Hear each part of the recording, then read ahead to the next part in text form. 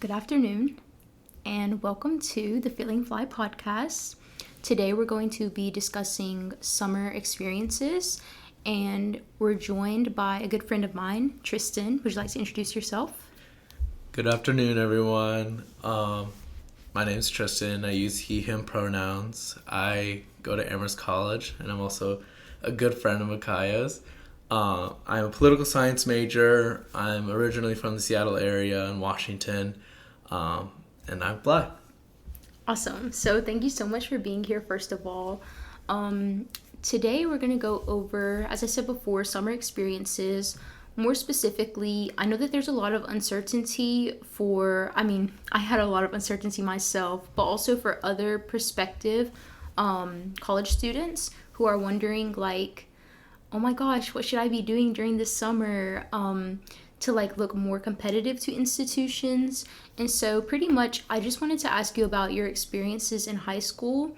What sorts of things did you do during your summers? So, high school was a bit interesting in that, at least for my first summer, I didn't really do anything. I was still a freshman. I didn't really feel the pressure of needing to do something, and I didn't really hear about my friends doing anything. So I honestly spent the summer doing, my high school offers a chance to do PE/health over the summer. So I did that. I did like a little mini course of that.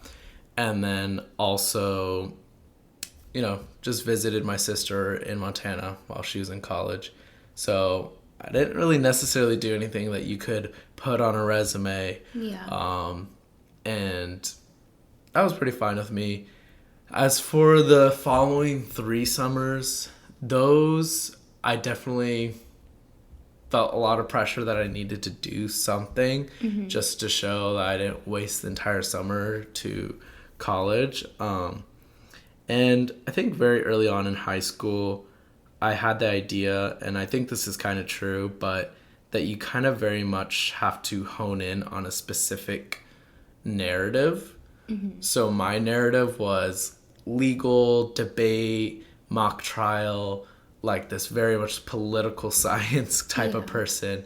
And so I knew that my summer kind of had to match up with that.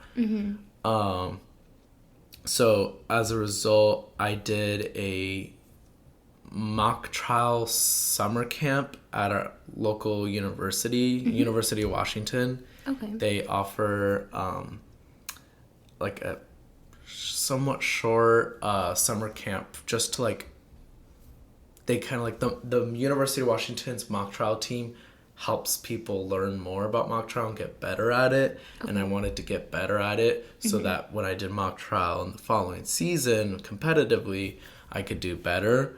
Because our team was not the best. Like the year prior, we literally got last at districts. That's okay. It's in the past. So I wanted to get better. And so I did that program. Thankfully, they had a scholarship that if you applied for it, they would cover the entire thing. And because it was in state, I didn't need to travel a lot. Yeah. That was the second summer. Yeah. My sophomore summer. Junior summer was definitely the one that I felt that I really needed to do something. It was right before applications were happening in the senior fall, and there's a lot of pressure. Thankfully, that junior year, I got connected with a kind of a college bound program. Oh yeah. But it was a small nonprofit college bound program that was only for our high school. And so I got connected with them. And you know how these programs work. They only pick the high achieving ones. Right. They pick the ones that are already high achieving and boost them to the top and give them the most amount of resources that they can.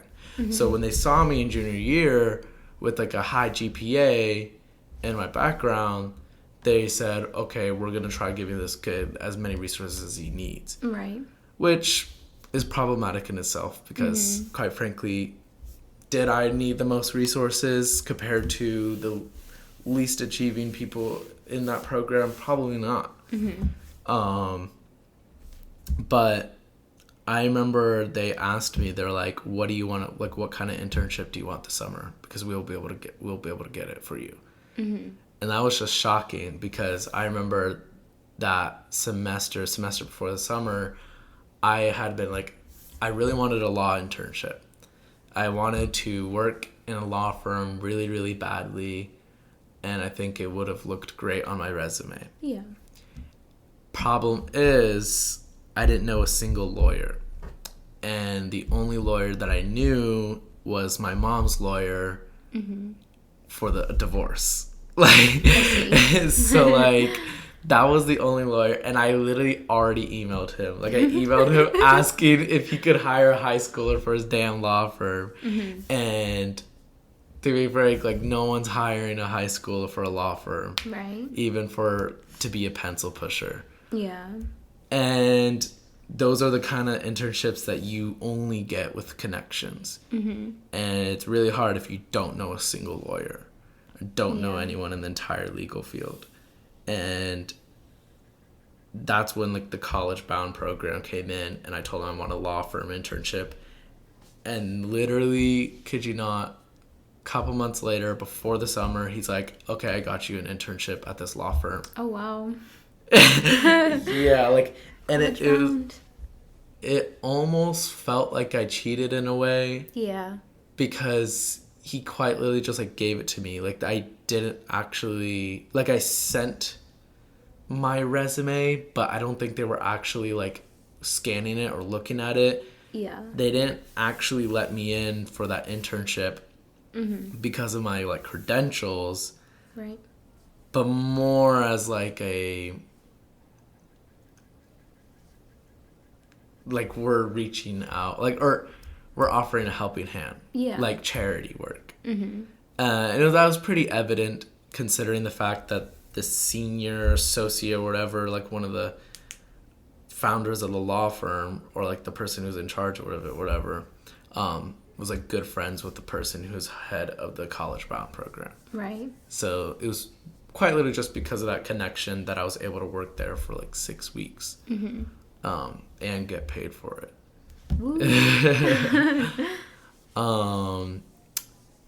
So that was definitely showed me the ways in that, like, especially the field that I want to go into, the legal field, it's really based on connections and not much more than that. Yeah. And it's kind of sad because I could have sent probably 100, 200 emails to law firms and they would have all rejected me. But just because this person had a connection and said, like, help this fly student, like, they're like, okay.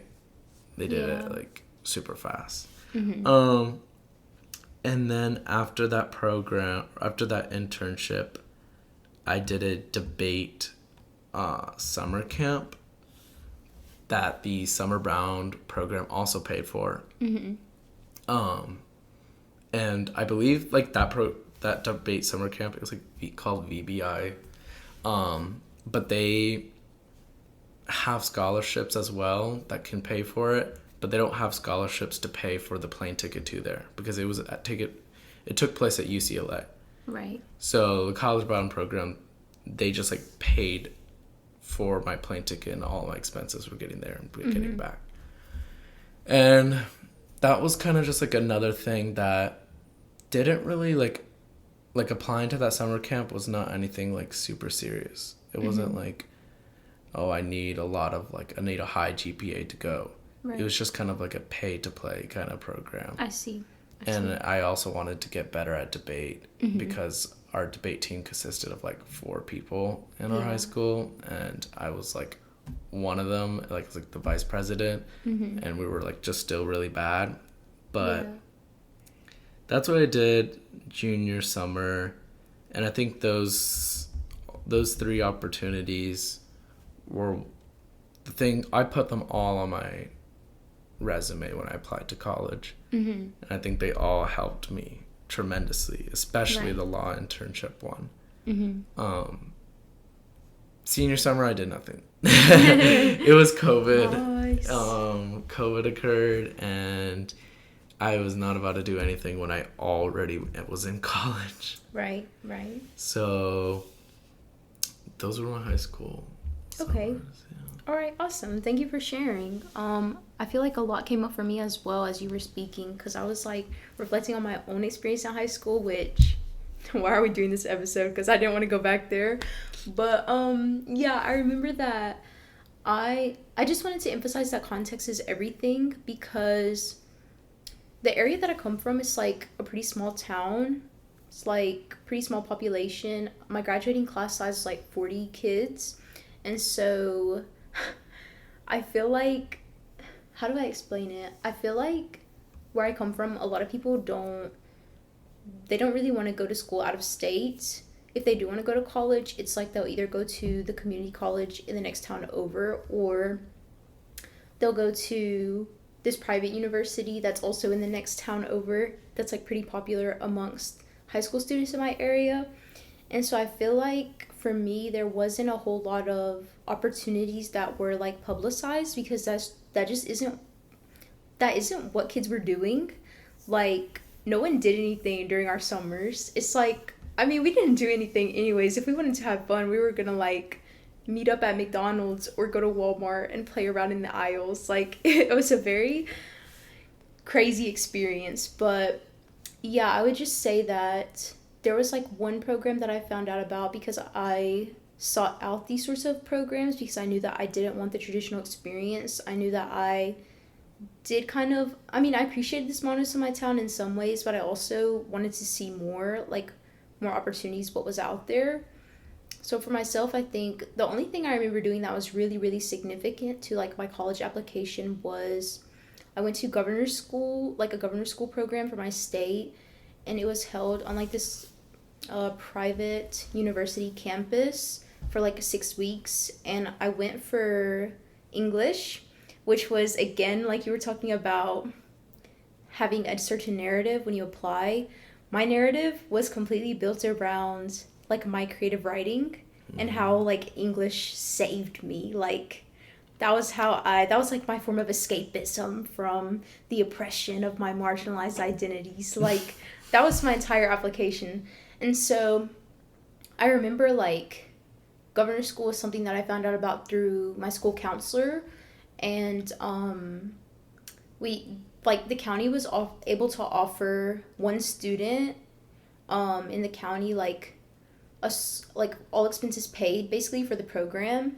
And so I remember I worked so hard on that application tirelessly, you know. And so whenever I found out, I was really excited. But whenever I got there, it was also a little bit of like, it was good to have that sort of experience because it was almost mirrored as like an accelerated, like shortened or like condensed form of like a college education in some ways. Like obviously not an entire college education, but it was almost like dipping your toes in there because they brought like professors from universities and colleges across the state to teach for the summer. And so like I was taking like writing workshops, I was taking courses about like what was it called, pretext or whatever. And like it was such dense stuff sometimes, right? But they would always tell us like, oh, you're doing undergraduate level work right now. And I remember I really did enjoy it, but it also, I don't know, I guess I would recommend looking for programs like that as well because for me, that was the first taste I got of what college would be like. That's like the most similar thing I had to my experience here at Amherst because I also had the same thing of like most of the people there were like a lot of the students knew each other because they came from schools where like everyone knew what governor's school was and everyone was like applying to get there, and they had also like paid to be there. So I don't know, it was a pretty like there was a lot of visibility in terms of socioeconomic difference, but I think it's not something that I realized would influence my college education as much as it did, or like my experience at Amherst as much as it did. But whenever I reflect, I think that I only adjusted to Amherst so well because I had that experience. Because it was informative in the ways of like getting used to the sort of material that would be taught at college, but also in terms of the social dynamics, because that was my first experience being outside of my pretty like insular little conservative community down south, you know.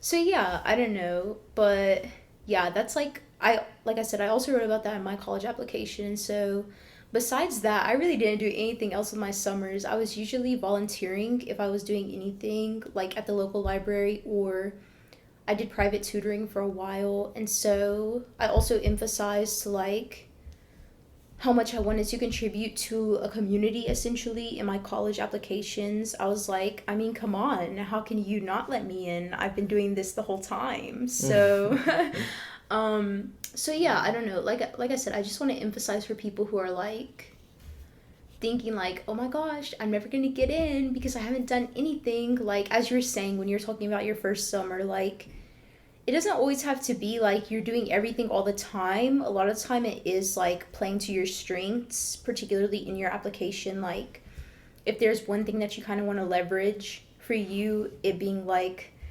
political science, the little political science edge you have with all your debate things. For me, it was just like I sat in the corner of my room and I wrote, you know, and then I went to governor's school for writing. Oh, I cringe. So annoying. We'll get into those things later, maybe. Different episode. Yeah, and it's like not even like a narrative, but more like putting yourself into an archetype. Yeah. Like it really is like I was all inspired by me reading like this article like freshman or sophomore year about like how to get into college and how to get into like good selected colleges. Was it from Prep Scholar? Maybe actually, wait. Look, I think I read the same article. We're all the same. I read that shit and I was like, and it was like you must hone in on like a specific thing and like do it really well rather than spreading yourself thin. I know what you're talking about. I know the exact article. So like I like at the time like I somewhat liked math and somewhat liked sciences. But, like, I just pushed that all, like, away. I'm like, I don't like it that much. I'm going to go more, like, really double down on humanities, debate, mock trial. Like, and it's like, damn.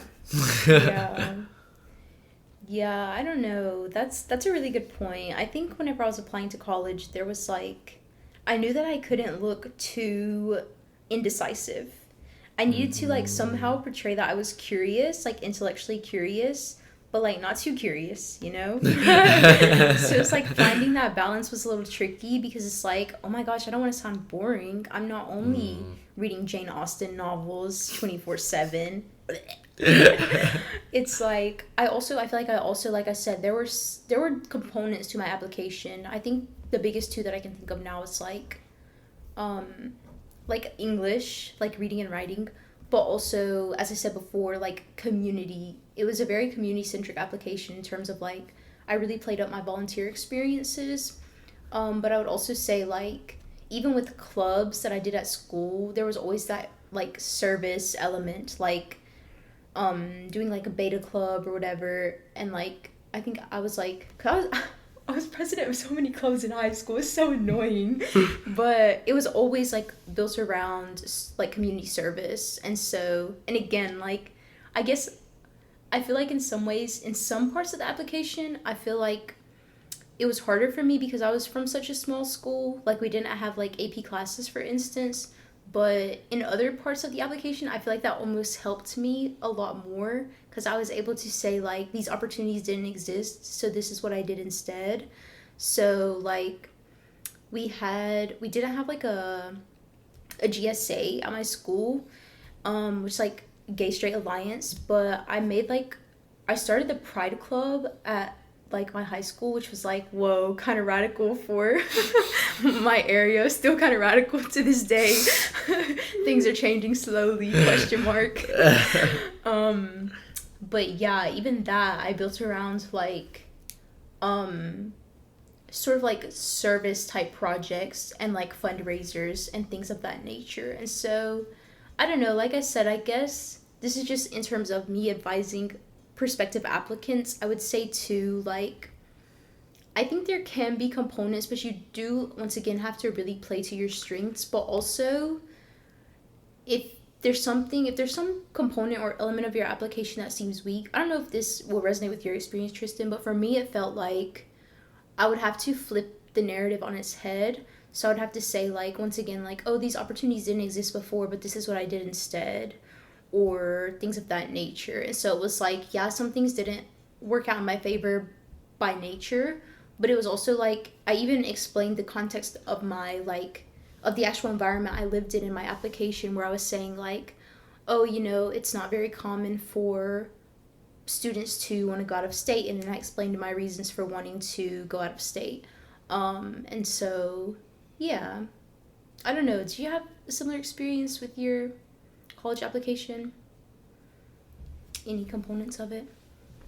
Um, in regard to what aspect you said? Particularly, like, with your weaknesses in terms of, like, turning it on its head, or, if, say, a prospective student came up to you right now and they were just like, Tristan, I don't know what to do because my school doesn't offer AP classes, or I don't know what to do because I didn't know about all these opportunities that I could have done during the summer. What advice would you give to that student in terms of sort of like constructing their application to still come off as a strong applicant? Yeah, so for me, experiences and extracurriculars was supposed to be my strong suit because I really like doubled down like I was like captain of mock trial and also vice president of debate, Yeah. and then like I sprinkled in a couple other clubs like ACLU club, which was like honestly one of those like trash clubs though. It was one of those That's so clubs that like funny. nobody goes to. Whoa. Because again, my high school, like there were a lot of clubs that people created just for the sake of college. Like I literally, see. some girl created an animal rights club, and they did like jack shit. Like I they just see. like honestly barely met, and they just talked about maybe volunteering at like at like a animal center. What I is it see. called? I don't know what it's called. But like there were a lot of those like kind of trash clubs. And so I needed to stay away from those trash clubs and go for the more established clubs I such see. as debate and mock trial. Like that is something that is like very established as not just an extracurricular but sometimes co-curricular to colleges, and colleges know what it is just from the name. I see. But the reason I did that is because I knew A, my SAT scores were going to be low, and B, especially compared to like the other students in my high school, which was like very competitive, my GPA was like decent. Like, or I didn't know what my final GPA was going to be by senior year, but Yeah. it was like decent. So like, but it was really SAT that I was really really worried about, because when I first like took the SAT, I got like 1090, and I was like considered like very very low. Oh. And so I was very scared that was gonna like pretty much throw off my entire chances of ever like getting into like a good college, or like super selective one, or like Amherst College. So I really like, that's the thing with colleges, is that like extracurriculars can boost you, Yeah. but they can't fully outweigh a really bad GPA and a really bad SAT. Yeah. Whereas if you have a bad GPA, then you need to work really hard to make that SAT good. If you have a good SAT, then it's okay if your GPA is a bit lower than average. Because those two metrics, they are always putting against each other, and they are always using those metrics to determine if you can handle the rigor of their school. And sometimes they'll use the essay to see if you can handle the rigor by like how well you write the essay. Right. So like if you have really good English skills and like writing skills and can craft a really well written essay, then that can sometimes help balancing out those metrics. But like that's what like I'm like giving advice to my little stepsister who like does not have a great GPA right now. I'm like, you need to study for that SAT or ACT, because those are the things that balance. Those are the things they always put against each other. And then extracurriculars is like, especially for like, if for really, really selective colleges, is like a must to have some sort of extracurriculars, because it's almost like GPA and SAT, those are like the bare minimum for like, you're able to handle the rigor, but how are you gonna like contribute to the college? And like that's where the extracurriculars come in. Yeah. Okay. I appreciate you answering that. It's kind of like a last minute add-in. A little deviation from the main content, but I don't know. I just thought we're supposed to be talking about summer. Yeah, would know, but I think it's useful because some people may be in a position where they don't have extensive summer experiences, and so I do think it's useful to at least address, like, it's okay. Like, relax. You're gonna be fine, you know? So that's the only reason I asked. But, okay, so now I want to transition into a conversation more for current college students, still sticking with the idea of summer opportunities, because I feel like this is an issue that just doesn't go away. You just can't shake it every summer. If anything, now to me it feels way more intense. Yes. So I guess I would just start by asking, what kind of opportunities do you look for in the summer since you started Amherst? This is like low-key something that I'm like still grappling with, still trying to understand what summers for college students looks like, because like I knew what I don't know, like, so when I got to college I was like, finally maybe I'll have summers off because I'm not going to apply to something, but I am applying to something. I'm applying to law school afterwards, so my summers still do matter. And then when I was learning about resumes and looking at resumes, people would organize their resumes by summers. And because that was the only time they would be like working. I see. So those were the sample resumes that like the Loeb Center at Amherst College gave us. And it was organized by summer, and I was like, shit, every single person at Amherst College does something during the summer. I have to do something during the summer. So freshman year, doing something in the summer is really difficult. And if you don't do anything, it's perfectly fine. Like just a simple job just to make money can be very beneficial and still good, and it's not gonna like, oh my god, you wasted your time. Like they're not gonna be thinking that, and because it's your freshman summer, like the internships that you want to be getting are not even gonna be available to freshmen. They're often only available to like juniors, seniors, maybe sophomores. Depending if you're like, it's kind of different. So like we go to like a small liberal arts college, so there's no graduate program, which means getting research opportunities over the summer is much easier than it is for big universities. Right. Nonetheless, it is still possible to get research opportunities with professors at big universities as an undergraduate, of course, but as a freshman it's much harder. But at a small liberal arts college, it's much easier. Like I saw a lot of my freshman peers get research opportunities.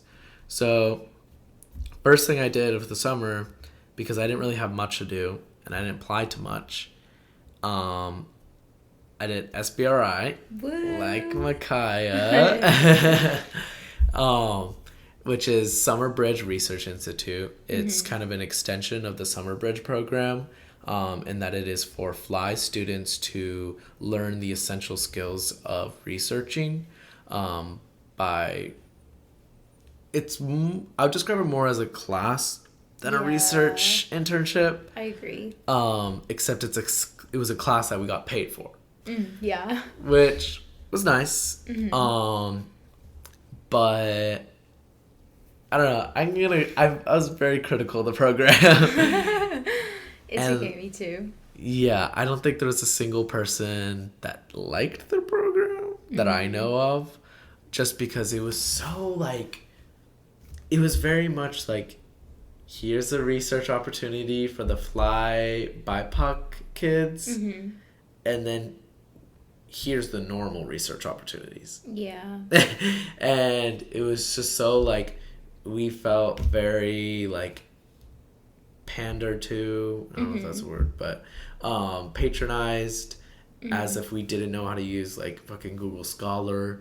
We didn't know how to use the library, even though we had been in this college for a whole ass year. And we didn't know how to like do like basic research, even though I had already written like a 10-page research paper before that summer. And it was just like, this could have been maybe something prior to first semester of freshman year. Yeah. But not after an entire year of being at college. And we also had nothing to show for it. At the end of that summer, we had absolutely nothing. Not that I don't agree with you, but just for the sake of the audience. So then what did you do with that experience? If you say, this is a useless throwaway experience, I can't believe I ever did it. How did you at least frame it in like your resume, for instance? So that was something kind of tricky and kind of weird, but like, so obviously I framed it in a very good light in my resume. I literally said like, I said, this was a really cool program where it was like, it was an invite only program to research with 4 of the leading scholars in their respective fields. And we gave presentations to these scholars and about our own research, independent research questions, and like that were novel and different. And I gave like a couple examples of some of the topics that we covered. And that was kind of how I framed it. But I was also, when I was creating the resume, I was grappling with whether I wanted to say that this was a program for racial minorities and fly students and / or fly students. And I kind of decided not to. And it's like, intuitively I thought like, oh, of course I would want to put that because like affirmative action, and I want to show that like I am both fly and BIPOC and blah blah blah, first generation / or low income. But then I realized the application that I'm doing for internships is not the same as it is for college. And I think that was a huge difference in that the way the internships I'm applying to, they're not as generous and they're not as generous and nice when it comes to affirmative action as jobs. They're still very much elitist. They're still very much racist. And they're still very much about, we're not offering charity. We're not giving out charity. And when I showed my resume to my mom's boss / family friend, and like they like my mom's boss, her husband like works at Amazon and like reviews resumes, and he was just like, don't put that.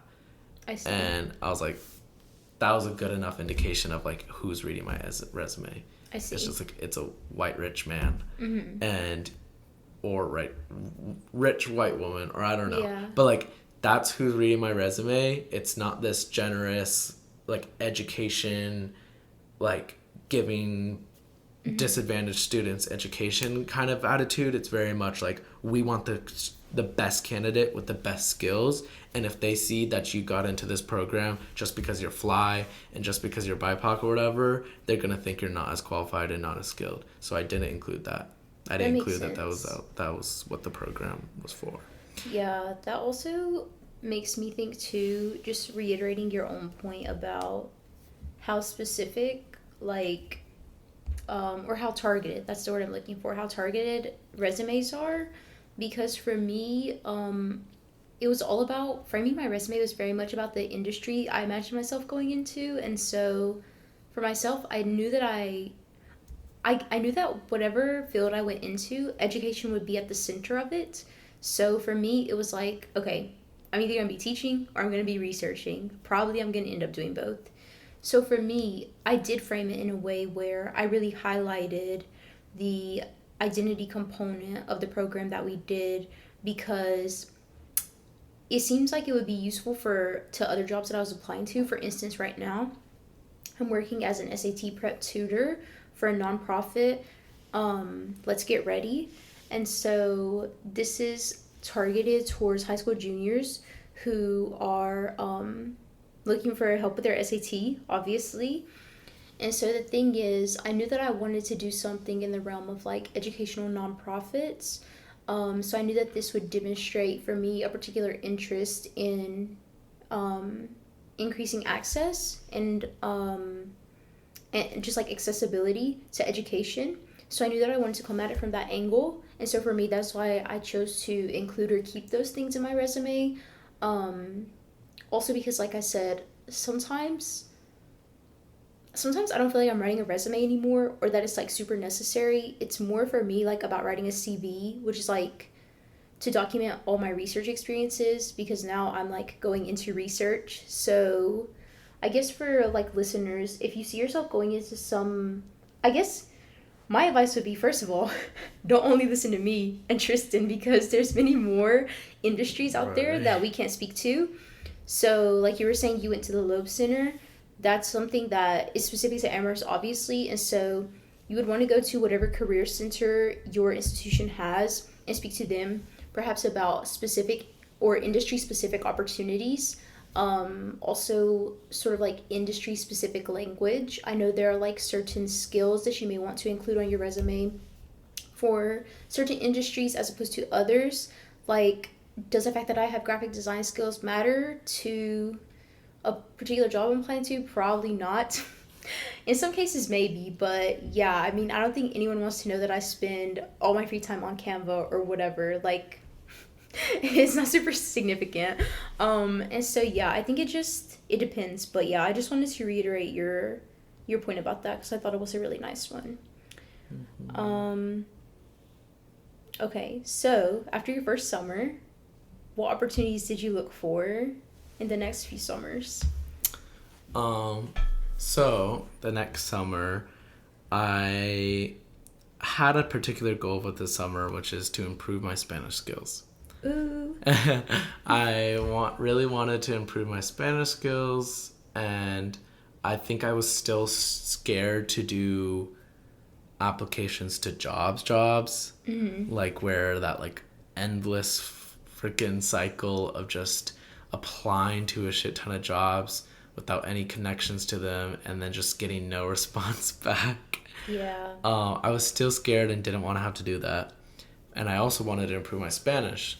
So I applied to 2 programs. Applied to Middlebury's program. They have a very, very, very good summer program for languages. And it's like an intensive, like 7 to 8 week program. Maybe sometimes more depending on the language. And all you do is just take classes and learn about that language and like improve it. And it's supposed to be equivalent to like an entire year of college level Spanish. Oh, wow. I applied to that program, applied for financial aid, but they only offer limited financial aid. I didn't know how much it was until like later in like my junior year. So as a backup, I also applied to a summer study abroad program in Panama. Right. And I applied to that.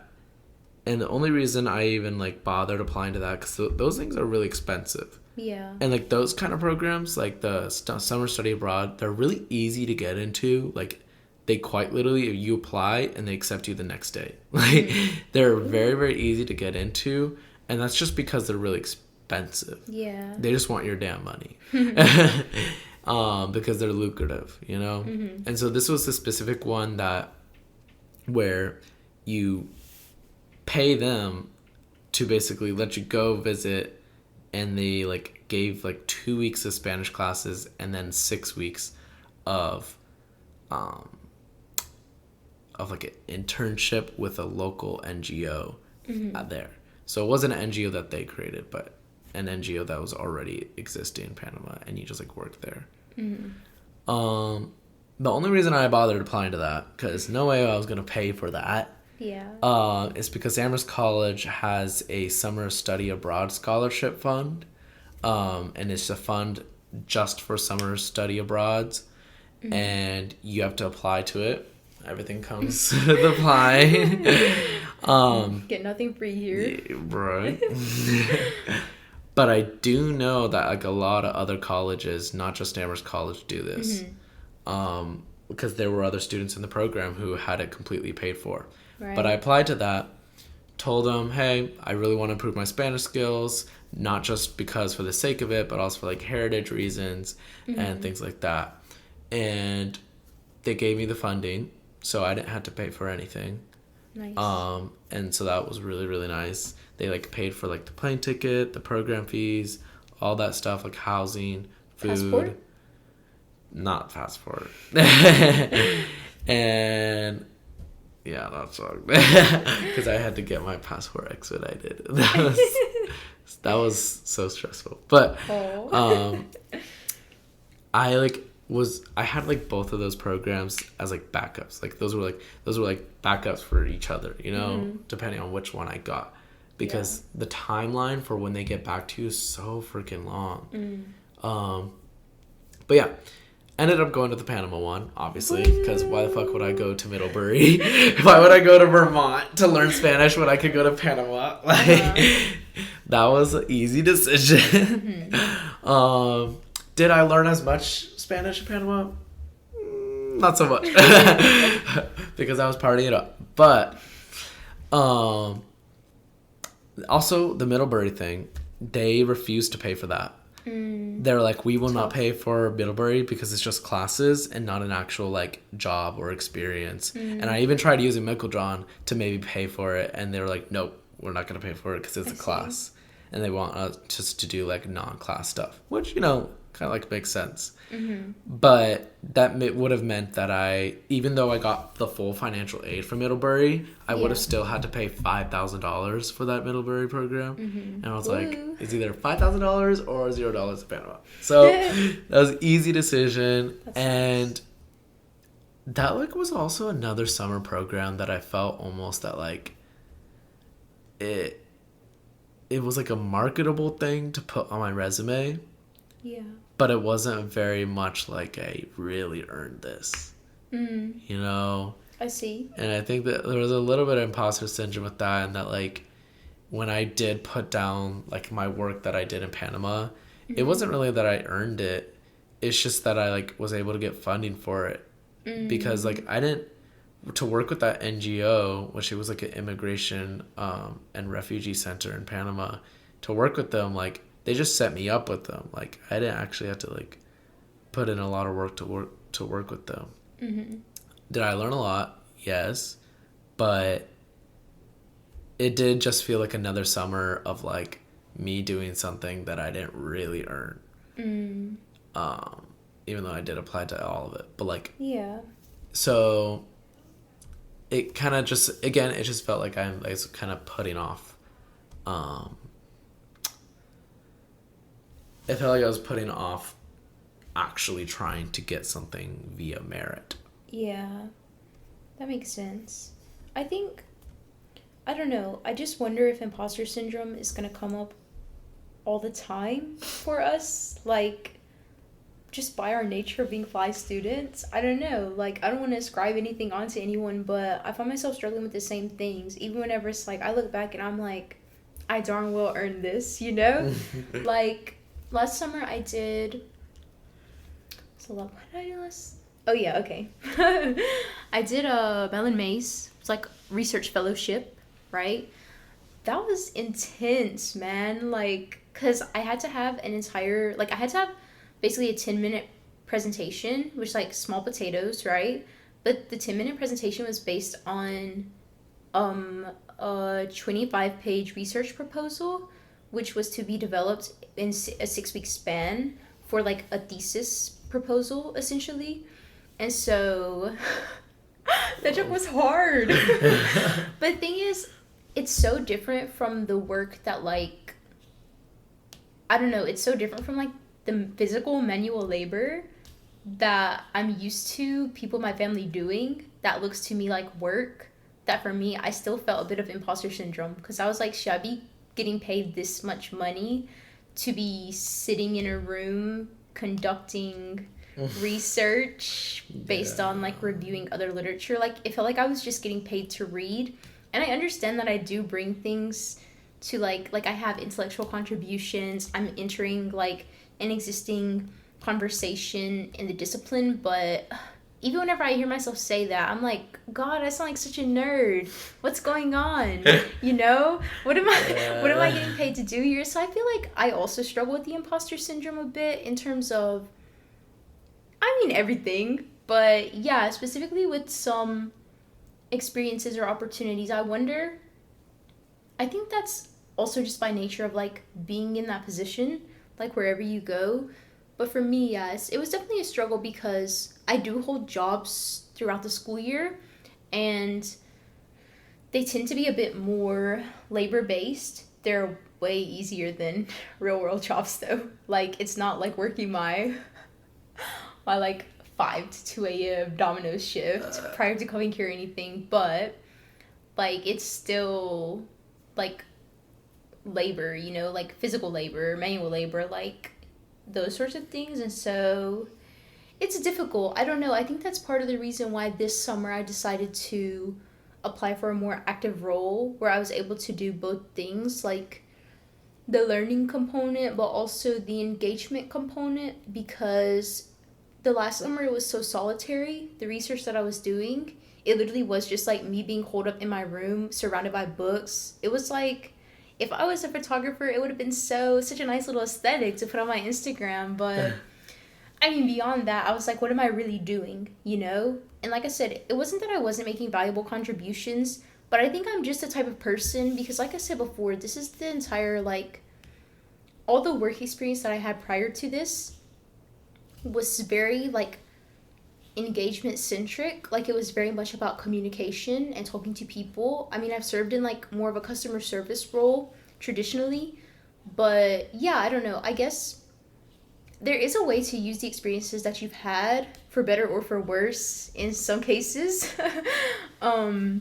to like figure out what other opportunities you want to explore. Because for me, that's how I knew that I wanted to explore teaching roles and teaching positions this summer, because that was a place where it really slotted in for me, where it was like, oh, here's the way that I'm able to like merge these things in a way that feels productive for me, right? So like for SPRI, it was like all the talking and hardly any research.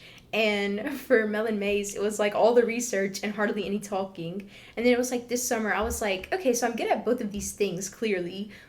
Where do I go from here? You know, how do I use these experiences to be more like formative to what I'm trying to do now, or like the career I see myself going into? And so I think I just almost naturally came to something, or like this opportunity almost naturally popped up for me, despite some uncertainty at first of like, you know, the typical crunch period of like, oh my God, what am I doing this summer? That no one can avoid no matter how prepared you are.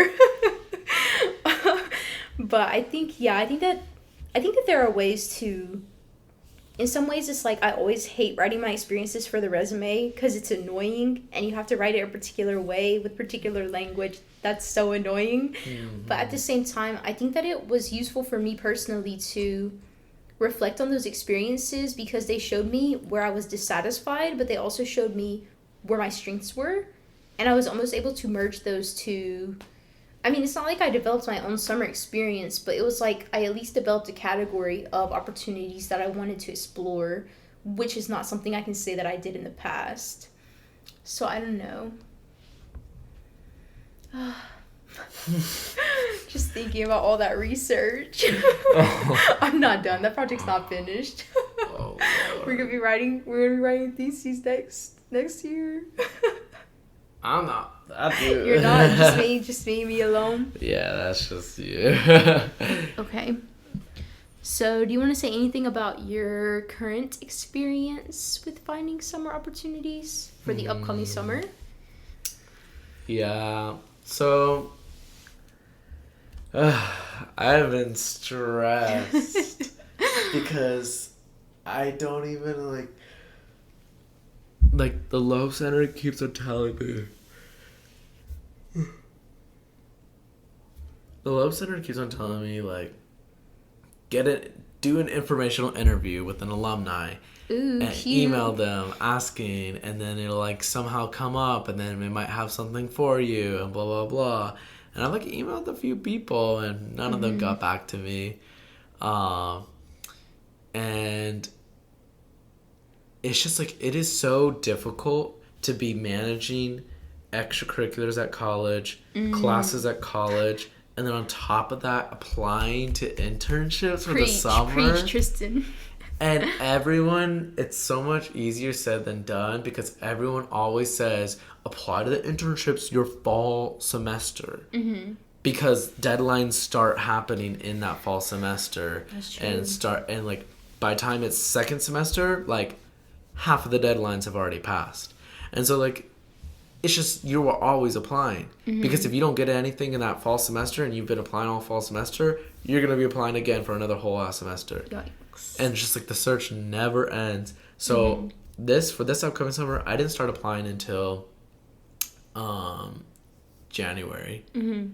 And like, you know, Amherst College has a pretty long break, winter break. And so I just really took that winter break to, like, every single day I woke up, walked to Starbucks, because I can't do work in my house. Doing work at home is unbearable. So I walked to Starbucks and just, like, searched for internships on Handshake, and then applied to those internships. But honestly, Loeb Center, it's useful, but honestly, online resources can be very useful too. Like, there's this one YouTuber called Self-Made Millennial who I look to for advice every damn time. Like, she is so useful in that, like, she has not just advice, but up-to-date advice. Because sometimes I find that Loeb Center's advice is low-key out of date, and it's not really, like, what employers are looking for. Right. Like, I think I'm still learning and very new to this. So I think online resources are good, and I use Handshake a lot. I created a LinkedIn over January because everyone's saying, get a damn LinkedIn, because those connections are important. Connections. And that's, like, crazy, because, like, I don't know. Like, my mom definitely doesn't even have a LinkedIn. But, you know, I know people from my high school who said that they had a LinkedIn since freshman year. Oop. I was like, I had to snag a job. snag a job. I had it Indeed. Indeed. But I'm mainly applying to, like, nonprofits. Yeah. Usually around immigration. Because that's also been kind of my angle. Yeah. Is, like, immigration while I'm, like, and, like, usually immigration research. But really just social justice research in general, or just really anything with social justice. It's something that I'm very interested in, but it's also something that have like experiences to reflect it. Right. Because you can't just be, like, interested in a subject or interested in a topic. You have to have, like, past experiences that, like, you can twist, or at the very minimum twist, into qualifying you for that, whatever it is. Yeah. So, like, there's this one nonprofit that I applied to that is, like, called Elena's Light, and they're, like, immigration refugee nonprofit, seem really, really good, and they, like, directly help. They're, like, a nonprofit that directly helps with, like, translation services, mostly Afghanistan refugees, but, like, helps with translation services, legal services, and research, and even, like, daycare. But it was unpaid. Right. So, like, I got an offer from them, but it was completely unpaid. And I was like, I don't know if I can or want to do that. Do I want to? And it was, like, also online. So I would have been at home 10 to 15 hours doing this nonprofit, not getting paid. And then it's like, okay, what else would I be doing? Like, and I also, like, don't. And it's also, like, complicated because I'm also, like, Seattle, Washington. So, like, if I ever want an internship, most of the internships, especially on Handshake, are, like, really catered to the East Coast. And so whenever I'm applying, I'm like, it's got to be paid to some extent. Right. And then I can also get money from the school through the Meiklejohn Fellowship, though I'm a junior, but I can, like, there's, like, another program, like John Houston or whatever. I don't know. Right. But it's just, like, now I'm, like, trying to, like, find internships that pay, because a lot of the nonprofit ones, the ones that are actually interesting, don't pay. And I'm definitely not trying to do a consulting one. Ooh. But but it's just, like, very complicated because I've applied to, like, maybe around 10. Yeah. And I've only heard back from that one nonprofit one. And there's another one I'm still waiting to hear back. I've literally emailed them, like, twice. Ooh. And they keep saying, oh, I'm going to get the decision to you soon. And they're probably going to reject me. Oh. But, like, a lot of them don't email you back. You don't know when they're going to email you back. It could be months later. You absolutely have zero clue. And it's just a lot of confusion. And it's hard to stay motivated when you don't get any like, responses back. And you're like, I don't know if I'm doing something wrong. And it's just, like, yeah, it's just so frustrating to, like, spend over an hour or something on a damn resume just to get no response, not even a rejection. But I can see how a lot of those, like, after going through so many handshake postings, I can see how it's so tempting to go for the consulting shit. Because they pay, like, $13,000 for a single summer. And sometimes even more than that, like, a lot more than that. Like, sometimes an entire year's salary just for a summer. And that is, like, crazy. Yeah. But also, like, internships should also be a time to explore, like, your career and know what you want to do and what you don't want to do. So, like, because it's such a short-term kind of thing. Yeah. So it's like, I already know I don't want to do consulting, so I'm not going to go into that. Yeah. But I don't know. It is difficult because it sort of feels like you're already starting behind the start line. Everyone else is already there because they've been exposed to these, like, industries. There were things I didn't even, like, that I hadn't even heard of before I came to Amherst. Like, I went to this one Loeb Center information session about grants writing. And I was like, people get paid to write grants? And I was like, that's crazy. That's what I would be doing at the Light. That's really cool. They're like, we'll train you how to do grant writing. And I was just like, that sounds so... Oh, yeah, truly. But I guess, going back to what you were saying before about twisting your previous experiences to sort of make yourself sound a certain way to experiences you're currently applying for. I think there's no way to get around it. It's definitely a limitation to start from that place of being several miles behind the start line. You just can't get around it. There's some days that's really going to beat you down. In other places, I feel like, I'm not going to say I've been able to use that to my advantage. It's more like there have been other things that have worked in my favor. So, for instance, there was this one opportunity that I was offered with Yale University Press for publishing. This is when I was considering publishing. And I did ultimately, they did ultimately extend an offer. I ended up taking the research opportunity because I kind of knew that publishing wasn't for me. I was kind of just applying because I was like on a whim, basically, because it was like, I don't know what it looks like. How can I shut it down if I'd never even tried, you know? At the same time, it's a very real thing what you're saying of like only having 3 summers or so to like really figure this out before you start applying to like your career or grad school, you know? And so I think for me, I did have previous work experience or experiences that, even though I didn't have any experience in publishing, and even though publishing is traditionally like can be pretty competitive, particularly I know like at least 4 other people who were applying to like publishing industry, like the same positions as me at the same time. And I was like, dang, that's tough because I don't have anything to show in terms of publishing. But there was a way that I was able to sort of like, almost like manipulating my experiences. But it was really just like dressing them up in a way to show that I was interested in publishing. And so for me, I was even able to use my interest in research. And like, I have a position currently here as a student office assistant for the history department. And basically what we do is we're responsible for compiling these course readers, which contains like all the readings for a professor's course for the semester. And so I have to stitch those together.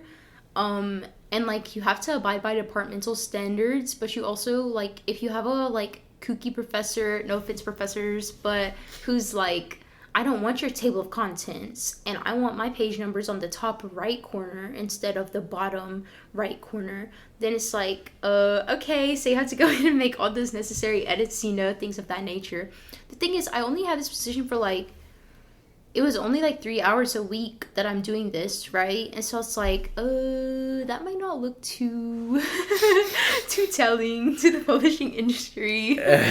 But I was able to pair it with my experience in other positions with managing like an intense workload. Like I said, being a manager at Domino's, it's like, you wouldn't think that would translate into something that's useful in an application for publishing. But whenever I did my interview, it was something that the person who was interviewing me found like really appealing in terms of like, me being able to demonstrate that I could juggle all of these things, particularly like because publishing can be one of those things that like, even though some of the tasks can be very routine and monotonous, there's other cycles in publishing phases, depending on what part of publishing that you're working in, that you have to be really quick on your feet and you have to be able to adapt to certain things quickly without like blowing your head off, like just exploding on the spot.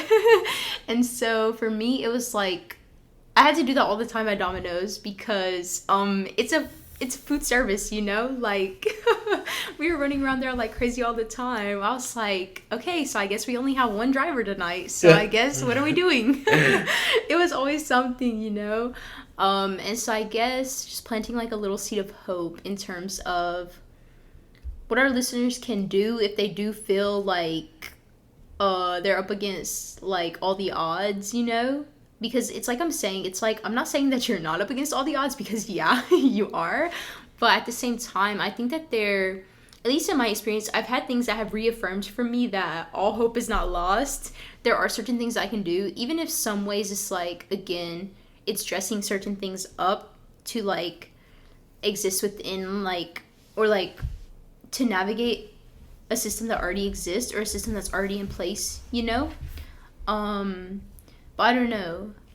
Also very quickly, because I see that we're like up against time. Very quickly, I also want to say one thing that we haven't mentioned in terms of summer opportunities is housing. So I have, for instance, a position this summer in Atlanta teaching 9th grade English language arts. But yeah, I mean, they're technically paying for housing, but it's also like, basically they have a stipend that they allocate to each employee.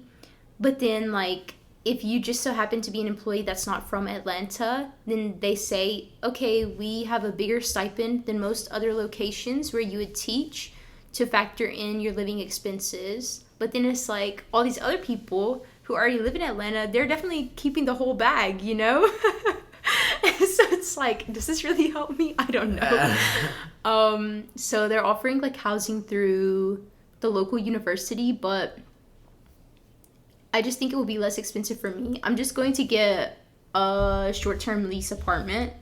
And so I guess this is something that I can speak more about in like a separate episode if it's something that people are really interested in. But just keep in mind housing expenses, because it's something that you don't really, at least it's something that I didn't really think about whenever I first started applying to summer opportunities, because like, what the heck do you want me to do? You're telling me I have to have a summer experience to be able to do anything with my life or my degree. And so it's like, you can at least meet me halfway.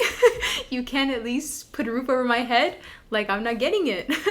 And so I think that's something that you want to be mindful of as well. And particular universities or colleges, whatever institution you're at, you should look into the resources that they have to support you in terms of finding housing or funding housing for the summer. But you should also be already cognizant of what your plan would be for housing whenever you're looking at those job opportunities and those job locations.